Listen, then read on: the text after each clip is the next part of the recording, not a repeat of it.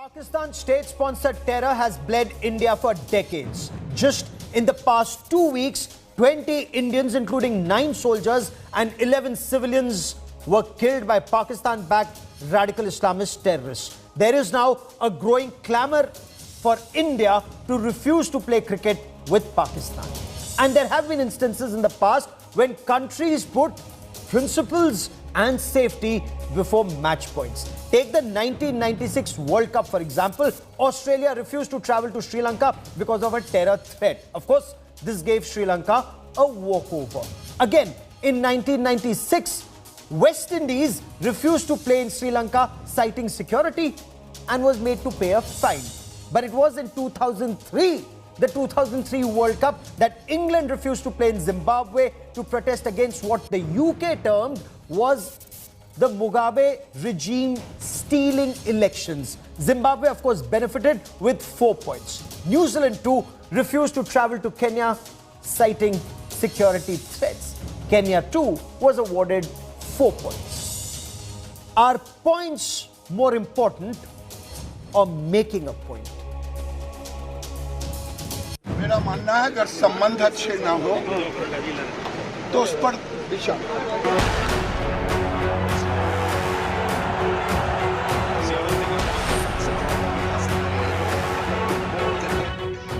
Union Minister Giriraj Singh jumps onto the no cricket with Pakistan bandwagon. Less than a week for the India-Pakistan showdown at the ICC World T20, there is now a rising chorus to call off the India-Pakistan clash. Pakistan-sponsored terrorists are spilling blood on the streets of Jammu and Kashmir. 11 civilians and 9 soldiers have lost their lives in the past 2 weeks. From an anguished father of a murdered civilian, उसको रोक देना चाहिए। ऐसा धांधली हो रहा है तो आदमी जिएगा, सब तो मरिए जाएगा। बिहारिया को मार रहा है। to Bihar's Deputy Chief Minister Tarkishore Prasad, जो आगामी क्रिकेट मैच का आयोजन है उस पर भारत सरकार को पुनर्विचार करना चाहिए, क्योंकि आतंकवाद और क्रिकेट मैच दोनों एक साथ किसी भी प्रकार से चलना व्यक्तिगत तौर पर मुझे लगता है कि यह उचित नहीं है। and to a cabinet minister of Punjab, an Olympian and the former India hockey captain Pargat Singh. अगर ये 11 अक्टूबर से लेकर अब तक पाकिस्तान की तरफ से 9 जवानों को हमारे शहीद कर दिया गया और ऊपर से ये 2020 का मैच, क्या ये होना संभावित है? क्या जरूरी है ये? देखो यार, होना तो नहीं चाहिए। India says enough is enough. Pakistan must pay for terror and killing innocent Indians. The opposition condemned the killings and even slammed the Narendra Modi government. On one side, on the border, our Jawans are being killed. On terrorist attacks are taking place in Jammu and Kashmir with the patronage of Pakistan. And on the other hand, cricket matches are being played. This is sheer hypocrisy. Why is Giriraj Singh, doesn't he have the guts to tell this to the Prime Minister? वो cricket match खेलने से न खेलने से जम्मू कश्मीर का विषय नहीं खत्म होने वाला। हम तो बोलते थे पाकिस्तान के साथ कोई संबंध मत रखिए। India, of course, risks a point if they refuse to play Pakistan on the 24th of October. BCCI Vice President Rajiv Shukla cites commitments. जहाँ तक मैच का सवाल, आपको पता है कि अंतर्राष्ट्रीय जो कमिटमेंट होते हैं आईसीसी के पहले भी बड़ा स्पष्ट है। उन कमिटमेंट में जो है आप किसी से खेलने से मना नहीं कर सकते हैं। तभी वो इंटरनेशनल कमिटमेंट जो आईसीसी के टूर्नामेंट होते हैं उस पर आपको खेलना पड़ता है। At a time when countries like England and New Zealand have called off bilateral cricket engagements with Pakistan, should India use BCCI's clout at the ICC to completely isolate a state sponsor of terror, Pakistan, and move to completely ban Pakistan from international cricket till the time Pakistan remains a state sponsor of terror? Or should India let the men in blue defeat Pakistan on 22 yards on the 24th of October? Bureau Report, India Today. Cricket with Pakistan clearly cannot be more important than lives of fellow Indians. There is now a rising clamour to boycott a cricket match with Pakistan. But is that setting the bar too low? Should India use its power to isolate Pakistan for the country being a state sponsor of terror from international cricket. Joining me on India First is Ambassador Vishnu Prakash, former diplomat. He served in Pakistan. Also with me is Arzu Kazmi, a journalist who joins us from Pakistan. But my first question is to India Today's executive editor, Shiv Arur. Shiv, we've lost 20 Indians to Pakistan terror in just 2 weeks. 11 civilians, 9 soldiers. Pakistan has been spreading terror in India for decades. Does this make a fit case to ban Pakistan from international cricket? Gaurav, if you put aside all the wheels within wheels, if you put aside all the many commercial interlinkages, between all the sports federations and the sporting bodies, and you cut right down to the bone, what you're basically dealing with is a country that is a state sponsor of terror, not just designated by India, but designated by many organizations and countries across the world. There are countries who are part of the ICC and other countries, non-cricket playing nations, who've lost citizens to terror that is either directly or indirectly sponsored by Pakistan. So let's make no bones about whether there is a case or not. The case definitely exists to get Pakistan completely castigated and ostracized from world sport. I don't think there can be two views beyond that, because as a state sponsor of terror, the danger that they pose to the world, the danger that they pose to other countries, the danger that their commercial benefit adds to their potency as far as terror is concerned, is there for the world to see. The question is, are those in position to make a difference at the ICC willing to actually bell the cat on it? My guess is probably not. Those interlinkages and commercial wheels within wheels that I was talking about are probably too tight. But if you really look at it very closely, as a state sponsor of terror, my personal belief is nobody should be wanting to add any benefit whatsoever to Pakistan's economy, as sporting certainly does. Will it actually happen? I don't think so. Oh, absolutely. And before we go to ICC, we should talk about BCCI and, of course, Government of India. Are they willing to bell the cat? Ambassador Vishnu Prakash, sports has been an instrument of foreign policy for decades, and we were talking about the 1980 Moscow Olympics, we were talking about the 1984 Los Angeles Games, and so much else. Sir, instead of just stopping bilateral cricket with Pakistan, can and should India up the ante? Good evening, Gaurav. Absolutely. Who says politics and cricket cannot go hand in hand, or does not go hand in hand? It does. Everything is about politics. I mean, I have a simple question. Are commercial interests important or national interests are important? Absolutely. We say terror and talks cannot go together. So terror and cricket can go together. I mean, what are we talking of? Here, innocent lives are being lost. And look at the optics of Indians playing cricket with Pakistanis cricketers, shaking hands, hugging them. This is a time to embarrass Pakistan, not embrace Pakistani cricketers. What happens to a very important point you make. It's a time to embarrass Pakistan, not to embrace Pakistan. Arzu Kazmi, if we look at past precedents, has there been any impact whatsoever, ma'am, of India refusing to play bilateral cricket with Pakistan, or Pakistan being out of the Indian Premier League? Any impact in your country, ma'am? Listen, Gaurav, first of all, I want to condemn all these kind of attacks which happened in last few days. I feel very sorry for the families. But again, please do not drag Pakistan or Pakistan government or establishment everywhere. Whenever this kind of thing happens, you always blame Pakistan. If you want to cut the ties, why don't you cut the ties completely with Pakistan if you are sure? But you will not do it, because already I have a details that there is a public accounts committee meeting in December, and India invites National Assembly's speaker from Pakistan. then why these two faces I'm seeing from India, unfortunately, that you don't want to play cricket, but you want to invite National Assembly's Speaker from Pakistan for having a meeting. And of course, these kind of things only, destroy all which we are trying, the peace process and line of control also. We are having the ceasefire agreement. So I don't think that you drag cricket into this and let the people enjoy the cricket, and these are Ma'am, not your from people the also Pakistani seem to be government. enjoying Sir, deaths just in 1 India. second. Your Sir, people, just 1 sadly, second, please. you make a fair point. You make a fair point, and our government must respond to that. That this cannot just be about cricket. It has to be a wider action. I completely appreciate your point.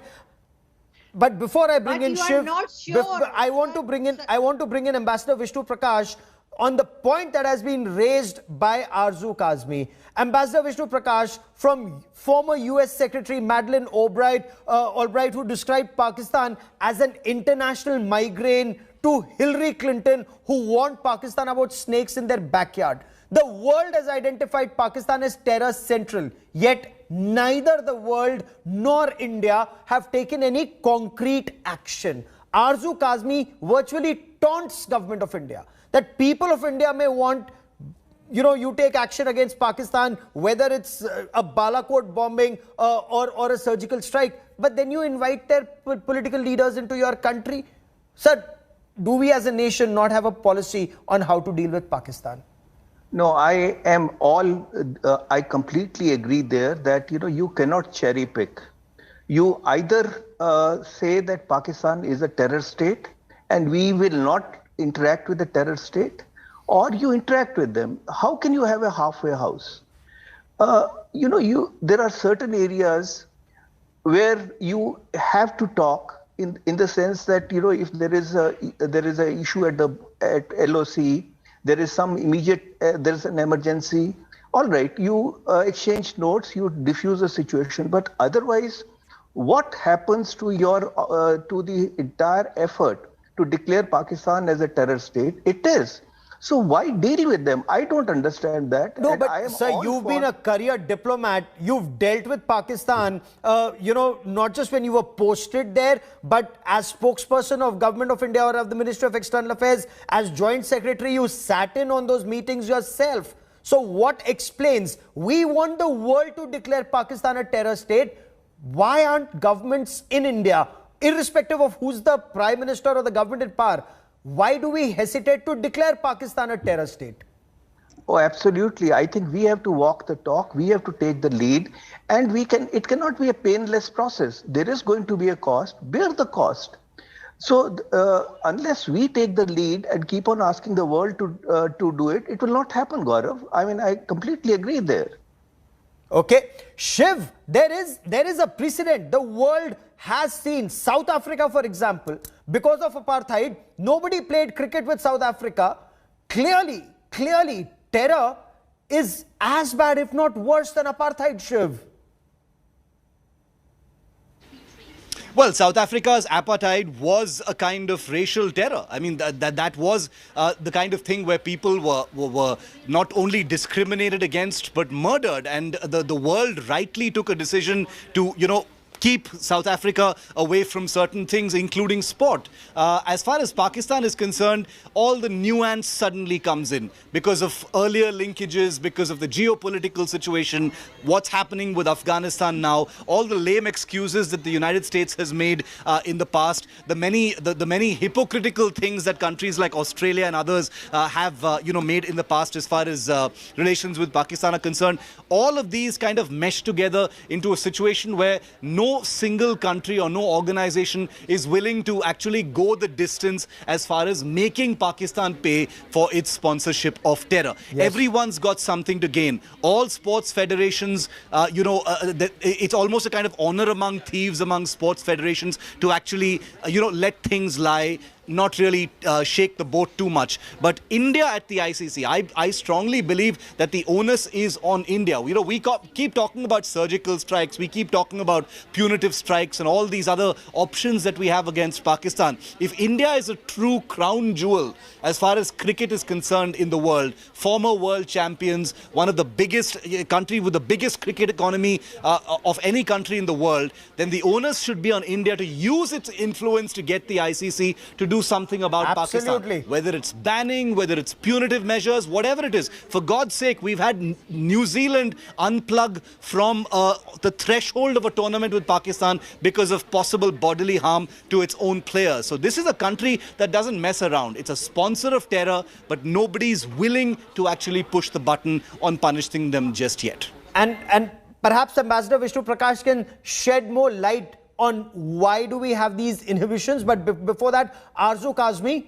Pakistan terror, as Shiv was rightly pointing out, forced several countries to call off matches in Pakistan. New Zealand being case in point, England being the other case in point. They refused to play in Pakistan because of terror and security concerns. Ma'am, in your appreciation, will the Imran Khan government, or let me be more precise, will General Qamar Javed Bajwa's militablishment crack down on terror, or spreading terror in India remains in Pakistan's DNA?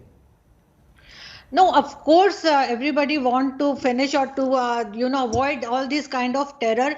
And I think India must talk to Pakistan, and both the countries must sit down and have a talk and just finish all this, because you cannot blame Pakistan all the time, because your own government is unable to control the different rallies which are happening in India, like farmers protest and others. No, what has farmers protest? They just forget want to divert no, the attention. those are not diversionary tactics. I am sorry, you can't talk like India's opposition. You are Pakistan, give us Pakistani perspective. You know, I want to know from you, and very clearly, the banning of Pakistan bilateral cricket, did it have any impact on Pakistan? Pakistan not being a part of Indian Premier League, did it have any impact whatsoever on cricket in Pakistan? First of all, Pakistan never ever support any kind of terrorism, especially the establishment of government. Yes, we do have some, you can say, the madrasas and these kind of activities which they have, and they create jihadis and all this. But Pakistan is strongly working on this to stop them and to avoid these kind of activities from our border. So India must understand this and don't blame Pakistan for each and everything which is happening in Kashmir. No, I'll give you a small example. No action against Hafiz Mohammed Saeed, no action against Masood Azhar, no action against Lashkar-e-Taiba and Jaish-e-Mohammed, despite the fact that these are UN designated terrorist organizations. All that Pakistan is trying to do is somehow get rid of the Financial Action Task Force, the sword of the FATF that's hanging on their heads, Ambassador Vishnu Prakash. You know, clearly, Ambassador Vishnu Prakash, stopping bilateral cricket with Pakistan has not had the desired result. Can we use our clout as a nation, Ambassador Vishnu Prakash, to have Pakistan banned as a cricket playing nation? Is that even feasible, sir? Why not? Why not? Country after country is stopping their cricketers from going to Pakistan. Certainly it is affecting Pakistani cricket. And also look at the behavior or track record of some of the Pakistani cricketers. Shoaib Akhtar had recently disclosed that leg spinner Dinesh Kanaria was ostracized by a few Pakistani cricketers because he's a Hindu. Yes. Javed Miandad's son marries the daughter of none other than Dawood Ibrahim. So, this is the kind of examples that you have. And then you play cricket. I mean, you have to take the lead. If we take the lead, we banish Pakistan from cricket, we stop interacting with Pakistan, some others will follow suit. But we have to bite the bullet, we have to stop it, because they will not change. Yes. If we expect Pakistan to change, that will not happen. We can keep on complaining, we can keep on, unless we walk the talk, things will not begin to change. So, India needs to take the first step, because Arzu Kazmi, a couple of examples Ambassador Vishnu Prakash gave. Your television has carried examples of Shahid Afridi, breaking the television set, and he boasts about it. Shahid Afridi broke a television set in his house because his daughter was watching Aarti on some Hindi serial. Now, this is the mindset of Pakistani cricketers. Yes, I'm not supporting Shahid Afridi or anybody who behave like this. We have all kind of people who be mostly, as I said, that they have some Talibani mindset here. But yes, if you are so much sure about the Pakistan that these terror attacks is by any citizen of Pakistan is involved in this, then why don't you give the proof to United Nations? Don't give it to Pakistan. Go to United Nations and prove it. Because you don't have the proofs and you're not sure by yourself. That's why, Gaurav, you people are not going anywhere. You are just, shouting on TV, television. Losers cry on somebody else's shoulder. Ambassador Vishnu Prakash, India in the 21st century is clearly not a loser. We should not go to a third party. India needs to take the first step ourselves, Ambassador Vishnu Prakash. In your appreciation, should this be a BCCI-led initiative, or in your appreciation, should there be a government approach, a government-led approach? The UK, for example, they took a conscious decision. The government in the UK took a conscious decision to send across a firm diplomatic message through sports saying no to cricket in Zimbabwe. What would you say? That too was a World Cup match in 2003, Ambassador Vishnu Prakash. Well, the government, the people, BCCI, all have to do the same thing, and that is to ostracize Pakistan. Let us be very clear about it. It cannot be one agency or one person. Those who advocate playing cricket with Pakistan are doing a disservice to the nation. Can they tell the victims, the mothers and fathers and children of those who are dying in Kashmir, that sorry, please accept our sympathies, but we will play cricket? What are we trying to do? What are we trying to say? And as far as the proof that is concerned, UNSC has already declared a number of Pakistanis as international terrorists. Yes. So the proof is already there. The world knows about it. But yes, sadly, as Arzu Kazmi is saying, people are not walking the talk. India should take a lead here. India needs to take the lead. There is a government which has absolute numbers. They have the mandate. The question is, do they have the will to take that decision? Because Pakistan terror hasn't started recently. Take the 1993 blasts, for example, in Mumbai. Dawood Ibrahim now lives in Pakistan. 257 Indians died in that terror attack in Mumbai in 1993. 166 died during 26/11 Mumbai terror attacks.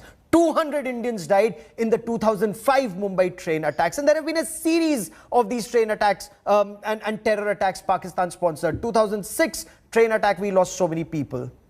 But will government of India and the people of this country take action? Arzu Kazmi, Shiv Arur and Ambassador Vishnu Prakash, many thanks for joining me. I need to slip into a quick break here. Coming up on the other side, we have our Business Today special with Udyan Mukherjee.